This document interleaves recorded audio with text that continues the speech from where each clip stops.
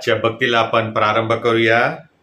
स्तोत्रकर्ता आपल्या स्तोत्रामध्ये असं म्हणतो, अहो दिव्य दूत हो, परमेश्वराला श्रेय द्या, परमेश्वराला गौरव आणि सामर्थ्य यांचे श्रेय द्या, परमेश्वराला त्याच्या वैभवी नामाचे श्रेय द्या, पावित्र्याने युक्त होऊन त्याची आराधना करा। आपण प्रार्थना करूया। स्वर्गीय प्रभू, आम्ही तुझी स्तुती करीतो, पुन्हा एक बार तुझ्या नावाला मान, महिमा आणि धन्यवाद देतो। आज या प्रभुवारी तुझ्या सानिध्यामध्ये येऊन तुझी स्तुती आराधना करण्यासाठी तू आम्हाला ही वेळ दिलीस। आम्ही जसे आहोत प्रभू तसे तुझ्या हाती स्वतःला स्वाधीन करीतो। तू आमचा स्वीकार कर आणि प्रभू देवाप्पा, आज आमच्याद्वारे होणारी तुझी स्तुती आराधना, गीते आणि प्रभू तुझ्या वचनाचं विश्लेषण आणि प्रभू या सगळ्या गोष्टींच्या द्वारे आम्ही तुझं गौरव करावं म्हणून तू आम्हाला कृपा पुराव। आम्ही ओठानीच नव्हे तर प्रभू अंतःकरणापासून तुझी स्तुती आराधना करावी म्हणून तो आम्हाला सहाय्य कर आणि प्रभू आजची भक्ती आम्हा प्रत्येकासाठी आशीर्वादाची कर। तारणार आमचा महान प्रभू येशू ख्रिस्त याच्याद्वारे, आमेन। यावेळेला आपण गीत ऐकणार आहोत आणि गीत गाऊन प्रभूच्या नावाला आपण मान, महिमा आणि धन्यवाद देऊया।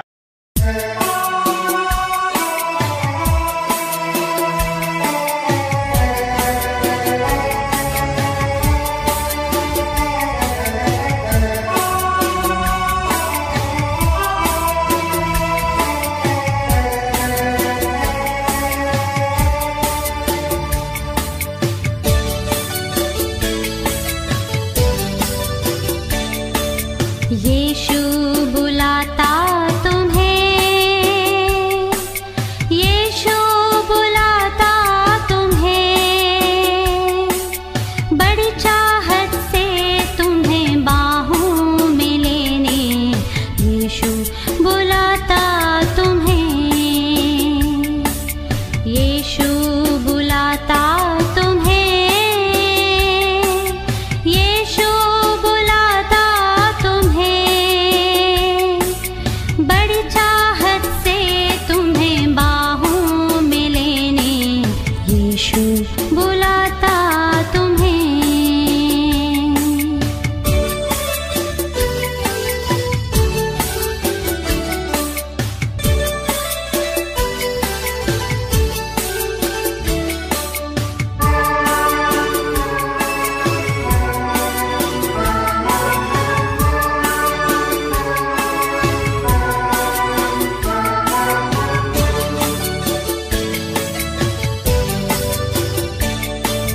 दुख की गहराइयों में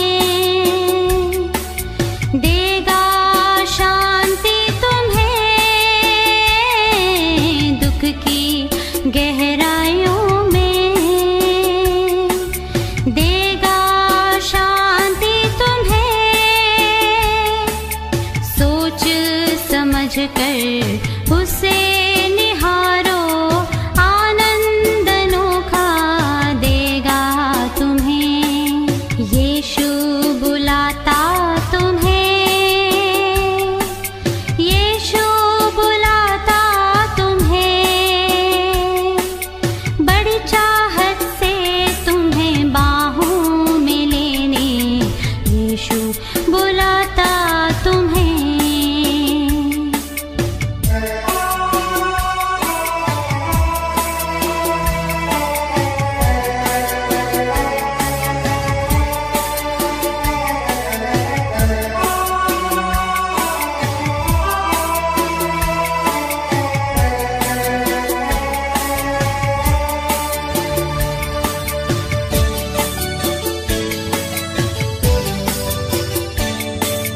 आंसू मिटाकर तेरे रक्षा करेगा तेरी, आंसू मिटाकर तेरे रक्षा करेगा तेरी, अपनी आँखों की पुतली जैसे वह सच्ची सुरक्षा देगा तुम्हें, यीशु बुलाता तुम्हें, यीशु बुलाता तुम्हें, बड़ी चाहत से तुम्हें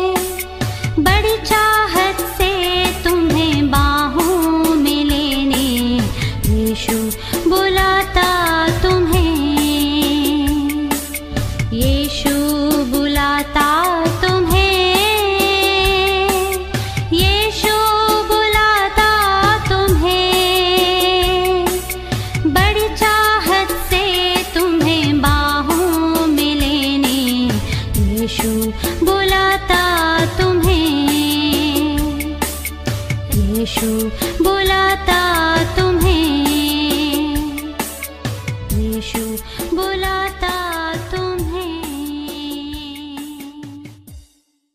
साधारण प्रार्थनेच्या पुस्तकाकडे आपण वळत आहोत. पिता, पुत्र आणि पवित्र आत्मा याच्या नावाने आमेन. आपण प्रार्थना करू. हे सर्वसमर्थ देवा, तुला सर्व अंतःकरणे उघडी आणि सर्व इच्छा माहीत आहेत आणि तुझपासून काही गुप्त नाही. आम्ही पूर्णपणे तू जर प्रीती करावी व तुझ्या नावाचा महिमा यथायोग्य वर्णावा म्हणून तो आपल्या पवित्र आत्म्याच्या प्रेरणेने आमच्या मनातील विचार शुद्ध कर. आमचा प्रभू ख्रिस्त याच्या द्वारे आमेन. यावेळेला आपण नियमशास्त्राचा सारांश एकत्र म्हणूया. आपला प्रभू येशू ख्रिस्त म्हणाला, हे इस्रायला ऐक, आपला देव परमेश्वर अनन्य परमेश्वर आहे आणि तू आपला देव परमेश्वर याजवर संपूर्ण अंतःकरणाने, संपूर्ण जीवाने, संपूर्ण मनाने व संपूर्ण शक्तीने प्रीती कर. हीच पहिली आणि मोठी आज्ञा आहे. हिच्यासारखी दुसरी एक आहे की तू आपल्या शेजाऱ्यावर स्वतःसारखी प्रीती कर. याहून दुसरी कोणतीही आज्ञा मोठी नाही. या दोन आज्ञावर सर्व नियमशास्त्र व संदेष्टांचे ग्रंथ अवलंबून आहेत. हे प्रभू, आम्हावर दया कर आणि या तुझ्या सर्व आज्ञा आमच्या अंतःकरणातली असे आम्ही तुला विनवितो. आमेन. आजच्या दिवसासाठी नेमलेली जी सार प्रार्थना आहे ती मी वाचत आहे. हे स्वर्गीय देव बापा, विश्वासाने प्रार्थना करणाऱ्यांना तू कधीही निराश करीत नाहीस. आपत्ती आणि संकटे जेव्हा आमच्यावर येतात तेव्हा आम्ही आशा सोडू नये, तर तुझ्या सामर्थ्यावर भरोसा ठेवावा आणि तुझा पुत्र आमचा प्रभू येशू ख्रिस्त याच्या नामाने आमच्या विनंत्या तुला सादर कराव्यात असे तू कर. तुझ्या आणि पवित्र आत्म्याचा असणारा व सर्व काळ राज्य करणारा एकमेव देव आमचा प्रभू येशू ख्रिस्त याच्या द्वारे आमेन. यावेळेला मननासाठी जे शास्त्रपाठ घेतलेले आहे त्याकडे लक्ष देऊया.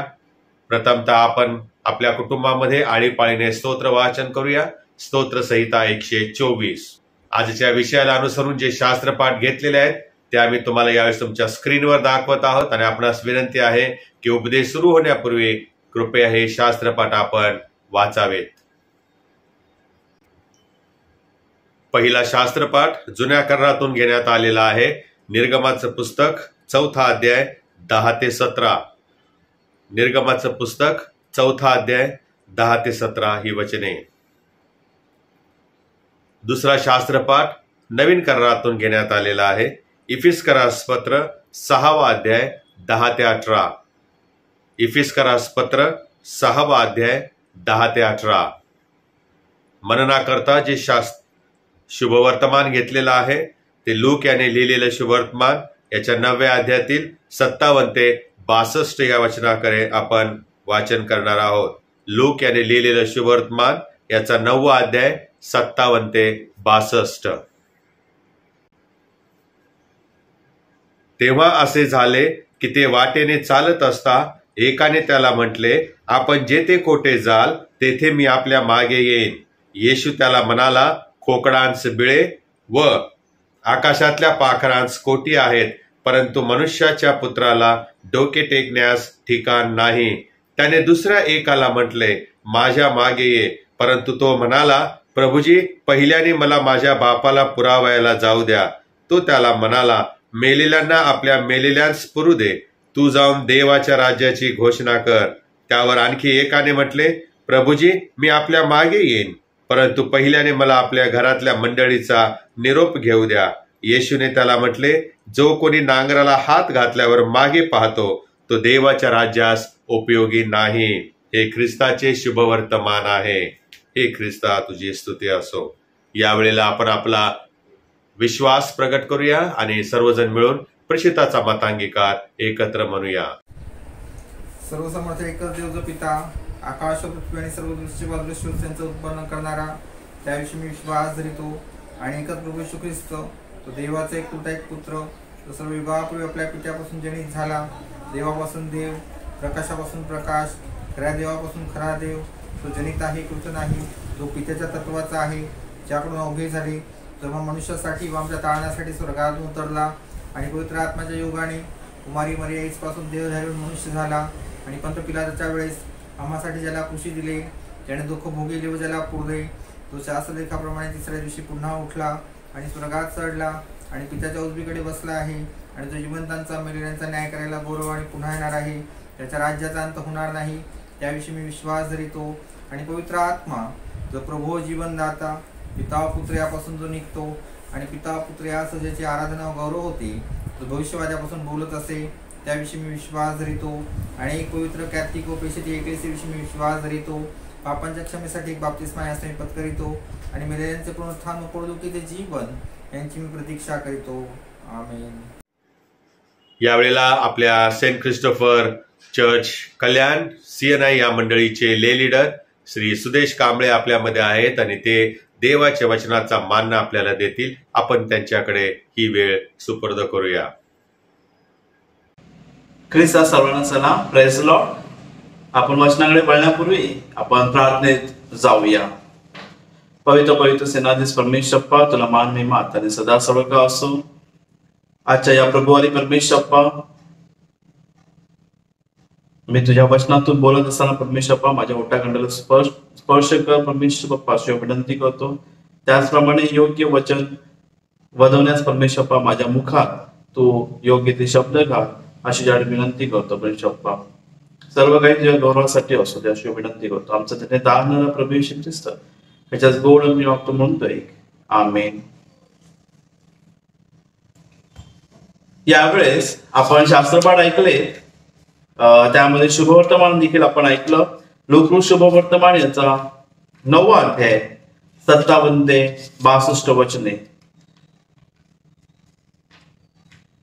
त्या वचनानुसार आपणास माहिती होते की ख्रिस्तामागे जाण्यास जो कोणी इच्छा बाळगतो त्याच्या मार्गामध्ये अनेक अडखळणी येतील किंवा त्याला अनेक अशा संधी असतील की तो येशूच्या मार्गावर चालण्याऐवजी तो जगिक मार्गावर चालू लागतो असं आपल्याला या अध्यायातून दिसून येतं. या ठिकाणी आपण बघितले की 3 प्रकारचे व्यक्ती होते. एकाला येशू ख्रिस्ताने आवाज दिला, त्यांनी सबब सांगितली, त्यांनी त्याचं जे कारण आहे ते सांगितलं. दुसऱ्या व्यक्तीने देखील कारण सांगितलं आणि तिसऱ्या व्यक्तीने देखील जगिक कारण सांगितलेलं असं आपल्याला आढळून येतं. जर आपण येशू ख्रिस्ताच्या मार्गावर चालत असतो तर अनेक संकट आणि अनेक कारण असे आपल्या आयुष्यात उभे असतात आणि अनेक संकट आपासून उभे असलेले आपल्याला दिसून येतं. आत्ताच आपण ज्या शास्त्रपाठ शुभवर्तमानामध्ये पाहिलं की 3 व्यक्तींचा उल्लेख या ठिकाणी केलेला आहे. त्या व्यक्तींचं नाव किंवा गावाचं काही पत्ता दिलेला नाहीये किंवा ते काय करायचे, काम करायचे किंवा उद्योगधंदा करायचे ह्याच्या बाबतीत काही उल्लेख केलेला आपल्याला दिसत नाहीये. पण अध्याय वाचला असताना त्यातून 3 प्रकारचे व्यक्ती आपल्याला दिसून येतात. पहिल्या व्यक्तीला मी शीर्षक देऊ केलं आहे अतिशीघ्र किंवा अति उत्साही असा तो व्यक्ती होता. त्यानंतर दुसरा व्यक्ती होता, त्याला अतिमंद असा उल्लेख केला तरी काही वावगं ठरणार नाहीये. आणि तिसरा व्यक्ती अतिसुलभ किंवा अतिसुलभ म्हणजे आपल्या सोयीनुसार चालणारा व्यक्ती असं आपण या तिसऱ्या व्यक्तीला संबोधणार असे आहोत. आणि हे 3ही व्यक्ती आपापलं कारण सांगत असताना ते कारण आपल्या देखील जीवनात जर लागू होत असेल तर आपण ते ओळखून घ्यायचे आहे आणि आपल्याला ते कारण न सांगता आपण कशा प्रकारे आपलं ख्रिस्ती जीवन, आध्यात्मिक जीवन व्यतीत करणं गरजेचं आहे हे आपण थोडक्यात पाहूया.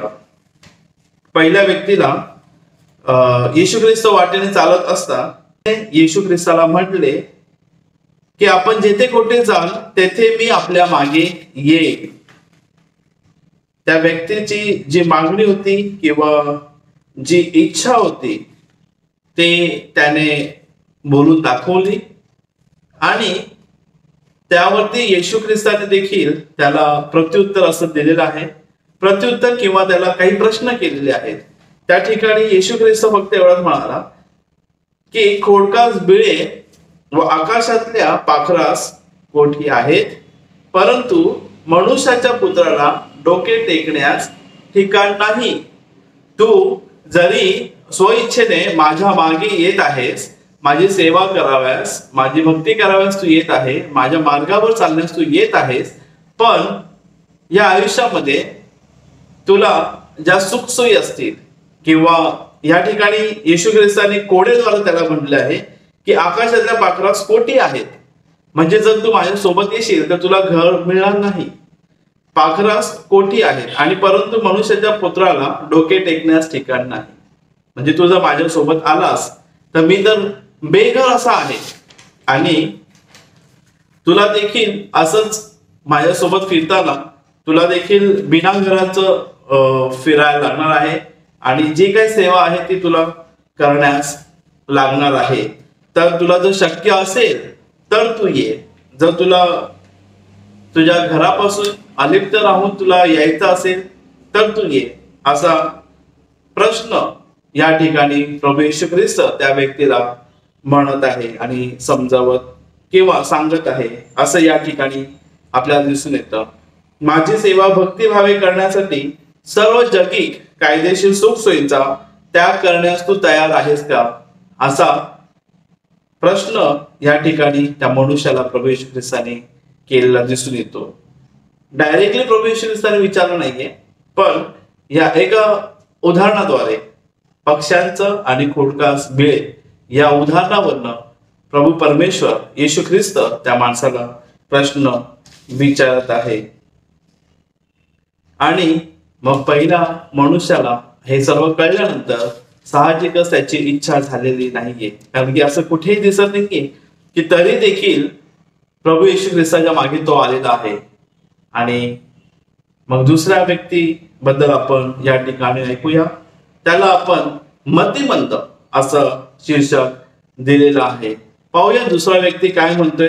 त्याने दुसऱ्या एकाला म्हटले, माझ्या मागे ये, परंतु तो म्हणाला, प्रभूजी, पहिल्याने मला माझ्या बापाला पुरावयास जाऊ द्या. बघा, या ठिकाणी तो स्वतःहून आला नाही, परंतु प्रभू येशू ख्रिस्ताने त्याला हाक मारली आणि त्याला सांगितलं की तू माझ्या मागे ये.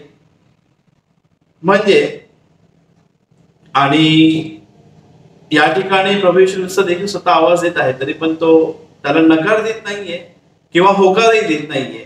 पण तो पुढे तो काय म्हणतोय की प्रभूजी, परंतु ह्या शब्दाच्या नंतर तो म्हणतोय की प्रभूजी, पहिल्याने मला माझ्या बापाला पुरावयास जाऊ द्या.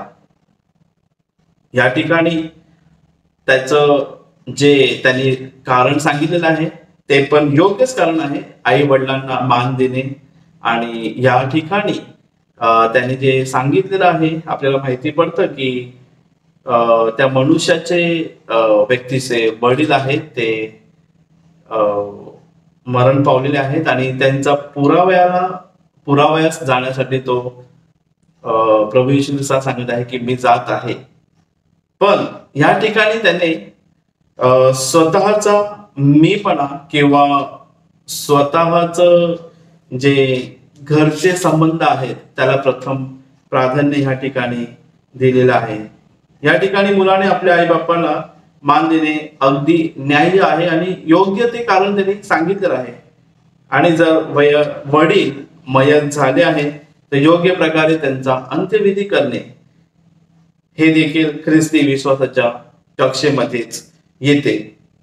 आणि या मनुष्याच्या जीवनाची खरी महत्वाकांक्षा त्याच्या उघड स्पष्ट विनंतीमुळे स्पष्ट होते असं या ठिकाणी दिसून येतं.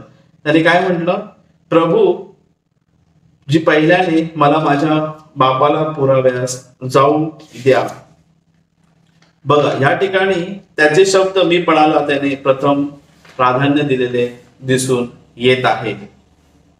जर ख्रिस्त प्रभू आहे तर तो प्रथम आला पाहिजे आणि मग त्यानंतर कुटुंब आणि मित्रमंडळी हे आले पाहिजे या ठिकाणी असून दिसत आहे. आणि जर आपण प्रथम स्थान ख्रिस्ताला देतो तर कोणत्याही व्यक्तीला प्रथम स्थान देणं हे अगदी चुकीचं या ठिकाणी ठरलेलं आहे. म्हणून येशूने त्याला जे म्हटले ते योग्यच होतं. तो त्याला काय म्हणाला, येशू ख्रिस्त त्या मनुष्याला म्हणाला मेलेल्यांना आपल्या मेलेल्यांस पुरू दे, तो जाऊन देवाच्या राज्याची घोषणा कर. या प्रत्युत्तराचा अर्थ असा होतो की नावापुरती धार्मिक व्यक्ती फक्त धार्मिक असू शकतो, पण आध्यात्मिकरित्या देखील जगणे हे ख्रिस्ताला उंचवण्यासारखे आहे. बघा, पुन्हा एकदा मी सांगतो, नावापुरती धार्मिक व्यक्ती फक्त धार्मिक असू शकतो, पण आध्यात्मिकरित्या देखील जगणे हे ख्रिस्ताला उंचवण्यासारखे दिसते. जर पहिल्या माणसाकडून भौतिक सुखसोयी हे शिष्यत्वासाठी अडखळ आहे असे स्पष्ट केले जाते, तर दुसऱ्याकडून समजते की ख्रिस्ती म्हणून जगण्याच्या उद्देशाने प्राधान्य एखाद्या आपल्या आवडत्या गोष्टीला, आपल्या नोकरीला किंवा उद्योगधंद्याला किंवा व्यवसायाला प्राधान्य दिल्यासारखे या ठिकाणी आपणास समजून येते. मनुष्याने आपल्या कुटुंबाच्या गरजा पुरवण्यासाठी काम करावे ही देवाची इच्छा आहेच, कारण की मनुष्याने जर काम नाही केले तर त्याला मिळकत अशी मिळणार नाहीये.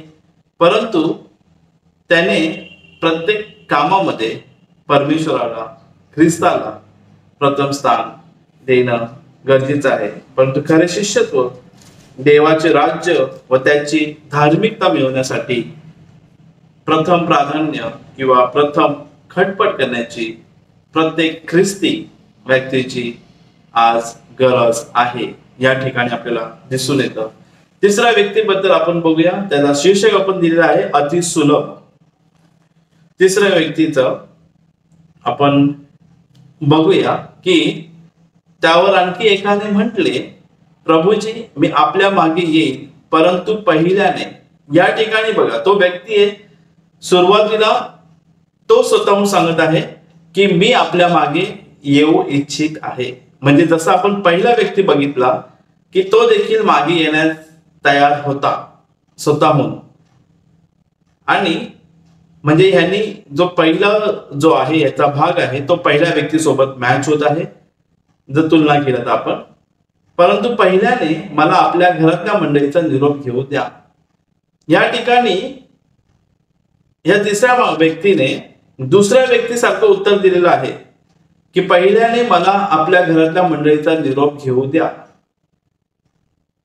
म्हणजे दुसरा व्यक्ती जो होता, आपल्या बापाला पुराव्यास मला जाऊ दे असं तो म्हणत होता. म्हणजे त्यांनी प्रथम प्राधान्य आपल्या कुटुंबियाला, आपल्या जगिक जीवनाला दिलेला आहे. पण खरा टाळणारा जो येशू ख्रिस्त समोर आहे त्याला प्राधान्य न देता तो घरातल्या मंडळीचा निरोप घेऊ द्या असं या ठिकाणी तिसरा व्यक्ती म्हणत आहे. याला प्रत्युत्तर म्हणून येशू ख्रिस्त सांगत आहे की येशूने त्याला म्हटले, आपण ऐकूया, जो कोणी नांगराला हात घातल्यावर मागे पाहतो तो देवाच्या राज्यास उपयोगी नाही. या ठिकाणी स्पष्ट सांगितले प्रभू येशू ख्रिस्ताने स्वतः की जो कोणी मागे पाहतो तो देवाच्या राज्यास उपयोगी नाही. जर तुम्हाला कोणत्या ठिकाणी ख्रिस्ताची सेवा किंवा ख्रिस्ताचं नाव घेण्यास संधी मिळाली तर मागे पुढे न पाहता तुम्ही ती संधी न दवडता आहे ख्रिस्ताची साक्ष देणं गरजेचं आहे. म्हणून आपण या ठिकाणी पाहतो की जर आपण त्याच्या विनंतीवर किंवा त्याच्या बोलण्याकडे लक्ष दिलं तर तो चुकीचा आहे असं काही नाहीये. परंतु आपल्या कुटुंबाबद्दल काळजी असणे किंवा आस्था बाळगणे हे देवाच्या नियमाविरुद्ध देखील नाहीये.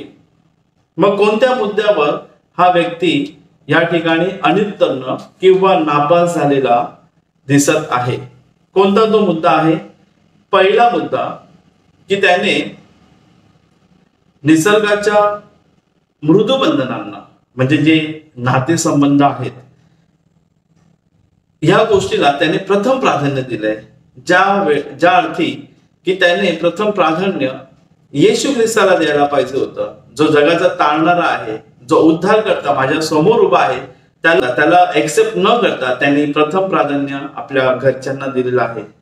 त्यामुळे हा व्यक्ती या ठिकाणी नापास झालेला आपल्याला दिसून येत आहे.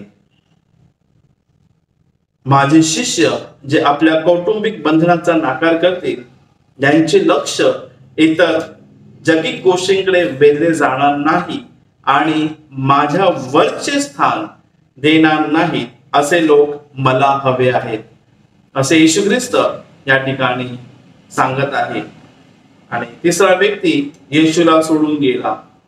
जसा पहिला व्यक्ती सोडून गेला तसा दुसराही व्यक्ती सोडून गेला आणि तिसराही व्यक्ती सोडून गेला या ठिकाणी दिसत आहे.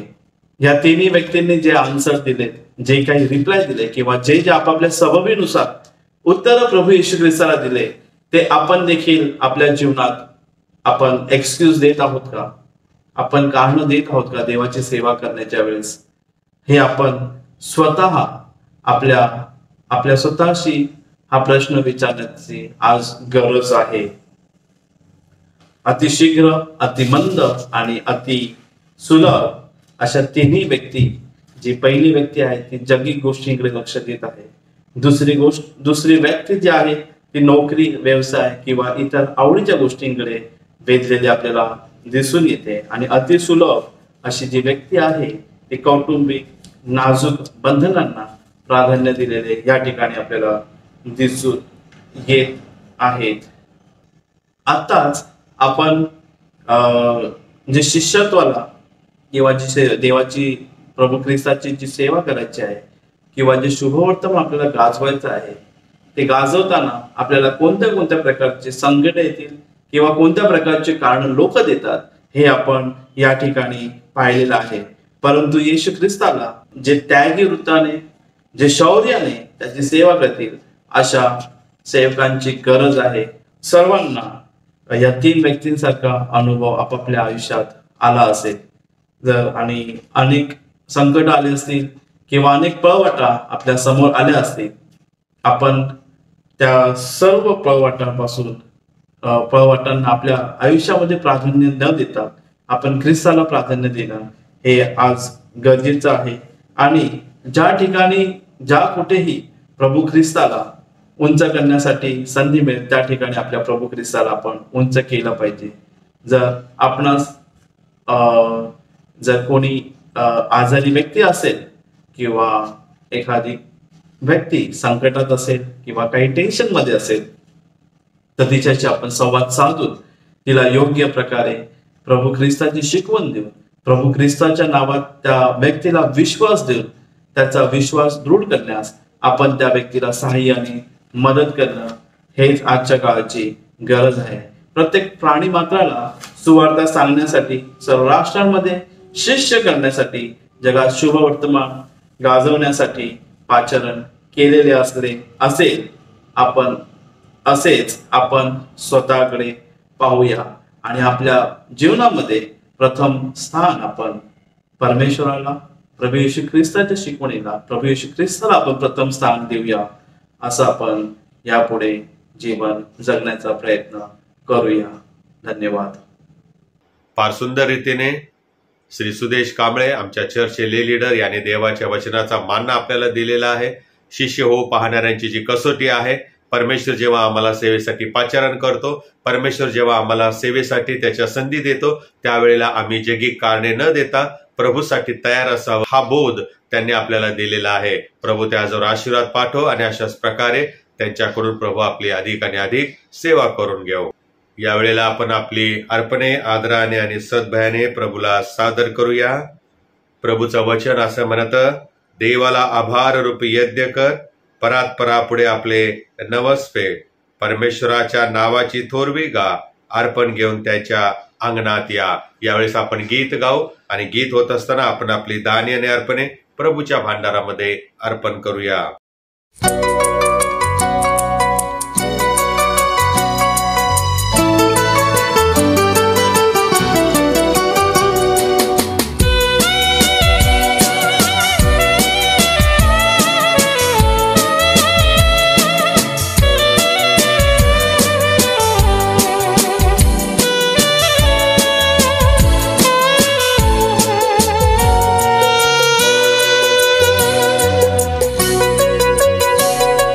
राहों में कांटे अगर हो, रुकना नहीं चलते जाना, यीशु तेरे साथ है, ये तू विश्वास करना, संसार के अंत तक वो तेरे साथ है। राहों में कांटे अगर हो, रुकना नहीं, चलते जाना, यीशु तेरे साथ है, ये तू विश्वास करना, संसार के अंत तक वो तेरे साथ है।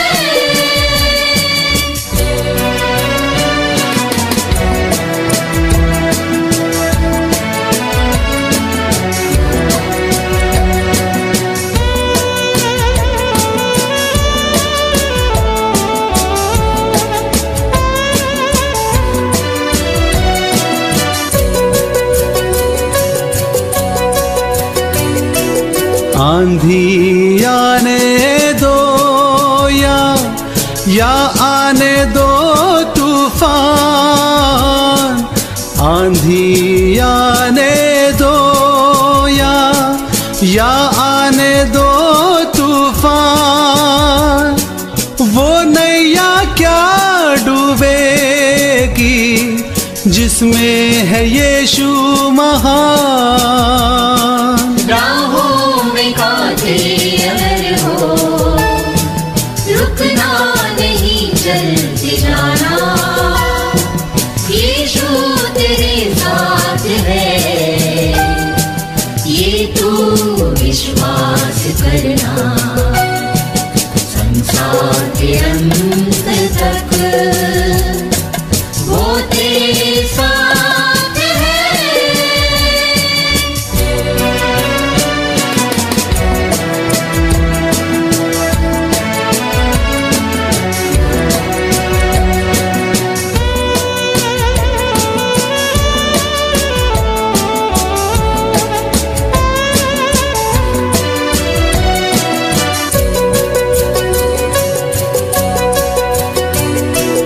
दुख से भरी है जिंदगी, मुसीबत भरे रास्ते हैं, दुख से भरी है जिंदगी, मुसीबत भरे रास्ते हैं, दुख दूर हो जाएंगे तेरे गर तू यीशु के साथ है। राहों में कांटे अगर हो, रुकना नहीं, चलते जाना, यीशु तेरे साथ है, ये तू विश्वास करना, संसार के अंत तक वो तेरे साथ है।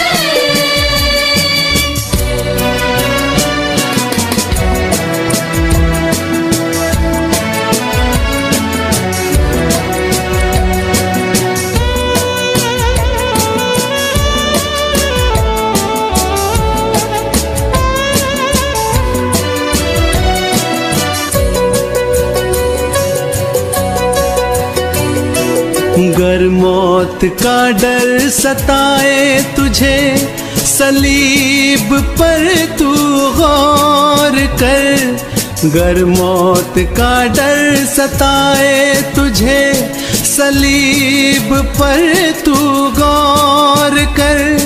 यीशु ने मौत को जी लिया है, उस पर तू विश्वास कर। राहों में कांटे अगर हो, रुकना नहीं, चलते जाना, यीशु तेरे साथ है, ये तू विश्वास करना, संसार के अंत तक वो तेरे साथ है। राहों में कांटे अगर हो, रुकना नहीं, चलते जाना, यीशु तेरे साथ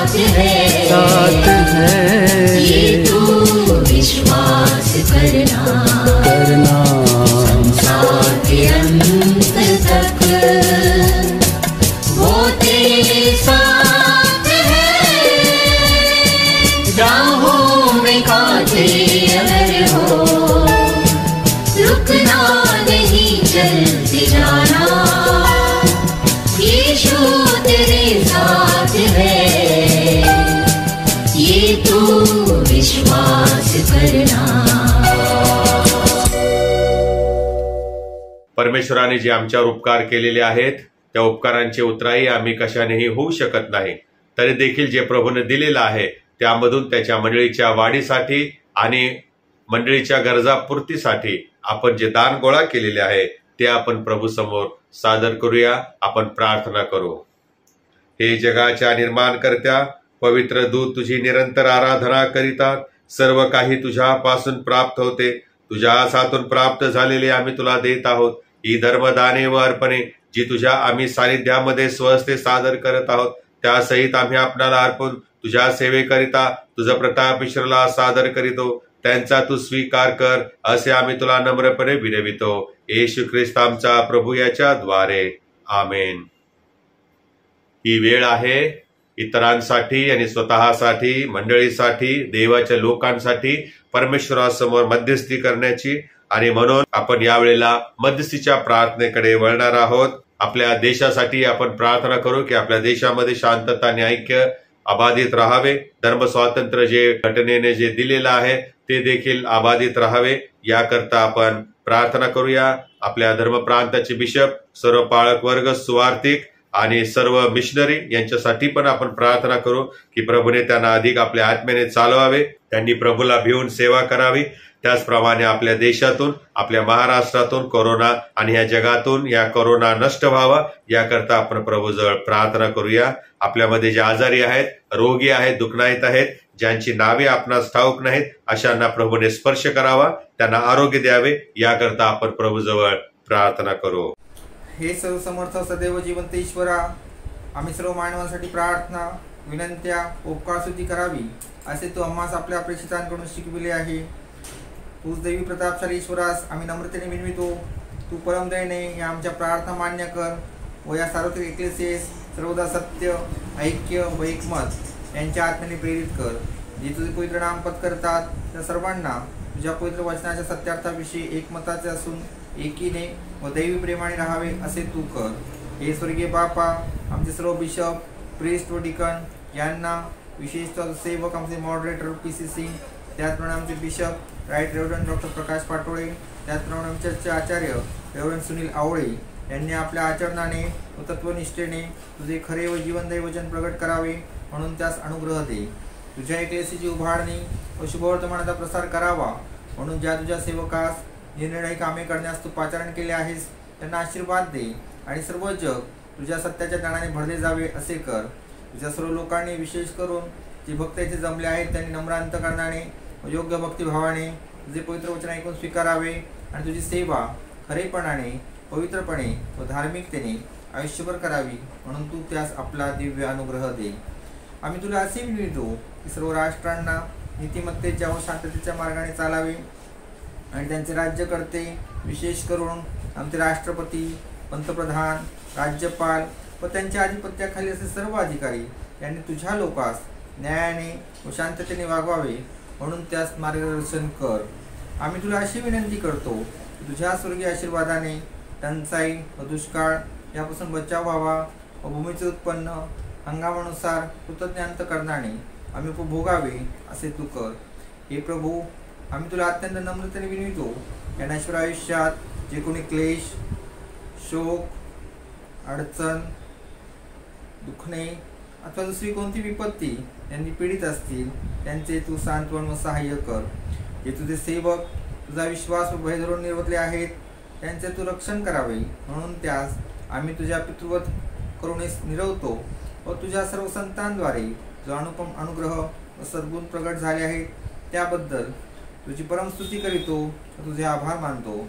आम्ही विनवितो की आम्ही त्यांच्याप्रमाणे विश्वासात स्थिर राहून तुझ्या पवित्र आज्ञा पाळाव्यात यासाठी तुझ्या पुत्राच्या रहस्यमय शरीराचे अवयव आहेत त्यांनी व आम्ही शेवटच्या दिवशी तुझ्या स्वर्गीय राज्याचे सहभागी व्हावे. हे बापा, आमचा एकच मध्यस्थ कैवारी येशू ख्रिस्त तर पवित्र आत्म्याच्या ऐक्यात तू सह एकच देव म्हणून सदैव जिवंत राहतो व राज्य करतो, त्याच्या प्रित्यर्थ असे कर. आमेन. यावेळेला विशेष विनंती आलेली आहे. आपल्या चर्च सभासद प्रशांत वाघमारे हे आजारी आहेत आणि त्यांना हॉस्पिटलमध्ये ऍडमिट केलेलं आहे. प्रभूने त्यांना स्पर्श करावा, त्यासाठी आपण प्रार्थना करूया. त्याच प्रकारे आपल्यामध्ये आपल्या चर्चचे ज्येष्ठ सभासद विल्यम कंक आहेत आणि इतर जे सभासद आहेत ज्यांची नावे आम्हाला ठाऊक नाहीत किंवा ज्यांनी आपली नावे आमच्याकडे पाठवू शकले नाहीत, अशांसाठी देखील आपण यावेळेला प्रार्थना करू. या आपण प्रार्थनेमध्ये जाऊ. देवबापा, आम्ही यावेळेला तुझ्या समोर प्रार्थनेची वेदी उभी करत आहोत आणि प्रभू आम्ही प्रार्थना करीतो आमच्या चर्च सभासद आणि तुझा लेकरू प्रभू देवबापा प्रशांत वाघमारे यांच्यासाठी विशेष प्रार्थना करीतो. प्रभू या तरुणाला तुझ्या रक्ताळ्या हाताचा स्पर्श कर. त्यांना प्रभू तू आरोग्य दे. त्यांच्याकडून प्रभू तुझी सेवा आणि गौरव व्हावं याकरता प्रभुदेव बाप्पा त्यांना तू उठीव आणि डॉक्टर्स जे प्रभुदेव बाप्पा औषधोपचार करत आहेत ते सर्व तू आशीर्वादित कर. प्रत्येक औषधाचा चांगला उपयोग व्हावा, त्याद्वारे प्रशांत याला प्रभुदेव बाप्पा उत्तम प्रकृती प्राप्त व्हावी असं तू कर. आणि प्रभुदेव बाप्पा आम्ही प्रार्थना करीतो डॉक्टरांच्या हाताला यश दे प्रभू आणि त्याचे प्रशांतचे दुखणे प्रभू तू दूर कर. प्रभुदेव बाप्पा आम्ही यावेळेला विशेष प्रार्थना करतो मॉन्टी चंदनशिवसाठी देखील की प्रभू त्यालाही तू स्पर्श कर. प्रभू त्याला आरोग्य दे, पूर्ण आरोग्य दे, शक्ती दे आणि सामर्थ्य दे. प्रभू आमच्या चर्च सभासद विल्यम कंक अंकल आहेत प्रभू, त्यांच्यासाठी पण विशेष प्रार्थना करतो. तुझ्या रक्ताळ्या हाताचा स्पर्श त्यांना कर आणि प्रभू त्यांना पण तू आरोग्य दे, उत्तम प्रकृती दे, हीच प्रार्थना करतो. आमच्यामध्ये असे अनेक लोक आहेत ज्यांची नावे आम्हाला ठाऊक नाहीत, परंतु प्रभू देवबापा ते तुझ्याकडून अपेक्षा करत आहेत आणि म्हणून प्रभू आम्ही विनंती करतो चमत्कार प्रभू देवबापा कर, त्यांना आरोग्य दे. तुझ्या स्पर्शाने प्रभू त्यांना तू उठव प्रभू, तुझ्या शब्दाने प्रभू त्यांना तू उठव, तुझी शक्ती त्यांच्यामध्ये कार्य करू दे आणि प्रभू तुझ्या साक्षीसाठी त्यांना तू उभं कर. प्रभू आमच्यामध्ये जे अडचणीमध्ये आहेत, जे रोगी आहेत, दुखनायत आहेत प्रभू त्यांच्यासाठी पण आम्ही प्रार्थना करीतो. प्रभू देवबापा त्यांच्या अडचणी दूर कर आणि प्रभू त्यांचा मार्ग तू मोकळा कर, हीच प्रार्थना करीतो. आता येतो आमचा ताबा घे, तारणारा आमचा महान प्रभू ख्रिस्त याच्याद्वारे मागितले म्हणून तू ऐक. आमेन. यावेळेला आपण प्रभूने शिकवलेली प्रार्थना म्हणूया. हे आमच्या स्वर्गातील बापा, तुझे नाम पवित्र मानले जाओ, तुझे राज्य हो, जसे स्वर्गात तसे पृथ्वीवरही तुझ्या इच्छेप्रमाणे हो. आमची रोजची भाकर आज आम्हास दे आणि जसे आम्ही आमच्या ऋण्यास ऋण सोडले आहे तशीच तू आमचे ऋणे आम्हास सोड आणि आम्हास परीक्षेत आणू नकोस तर आम्हास वाईटापासून सोडीव, कारण की राज्य, सामर्थ्य आणि गौरव ही सर्व काळ तुझीच आहेत. आमेन. आपण आशीर्वाद घेऊया. सर्व बुद्धी सामर्थ्याच्या पलीकडे असलेली देवाने दिलेली शांती तुमची अंतःकरणे व मने देवाच्या आणि त्याचा पुत्र येशू ख्रिस्त आपला प्रभू याच्या ज्ञानात व प्रीतीत राखो आणि सर्व समर्थ देव पिता, पुत्र आणि पवित्र आत्मा यांचा आशीर्वाद तुम्हावर असो आणि सदा सर्वदा तुम्हा सह राहो. आमेन. प्रभूवर प्रेम करण्यास व त्याची सेवा करण्यास शांतीने जा, ख्रिस्ताच्या नावाने. आमेन. यावेळेला आपण सुवंद्य देवा हे गीत गाऊ आणि आपली आजची भक्ती आपण समाप्त करूया.